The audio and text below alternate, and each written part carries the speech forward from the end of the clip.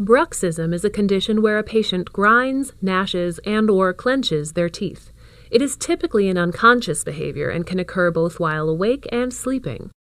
Common symptoms of bruxism include worn tooth structure and flattening of the teeth, increased tooth sensitivity, jaw soreness, tenderness of the facial muscles, and dull headaches. The grinding may be loud enough that it can be heard by others, especially if it occurs when you are asleep. Bruxism is commonly associated with airway disturbances, like sleep apnea and gastric reflux. The constant force of opposing teeth rubbing and grinding against each other causes the hard enamel outer layer of the teeth to wear away, exposing the soft inner dentin layer, making the teeth weaker, more sensitive, and could even become prone to decay. In addition, once the softer dentin is exposed, the pace of the wear will accelerate dramatically. Bruxism can also potentially lead to cracks or fractures in your teeth. Excessive tooth wear causes many oral health complications, including unattractive and irregular tooth levels, uncoordinated chewing movements, jagged and sharp tooth edges, tooth pain, and eventual loss of the teeth altogether. There are preventative and corrective treatment options for patients showing signs of bruxism.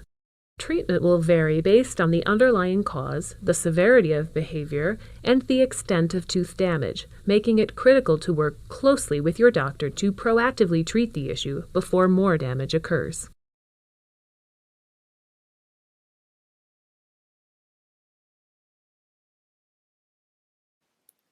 Este nuevo vídeo corresponde a un desplazamiento discal anterior con reducción, donde el disco se encuentra adelantado cuando la boca está cerrada.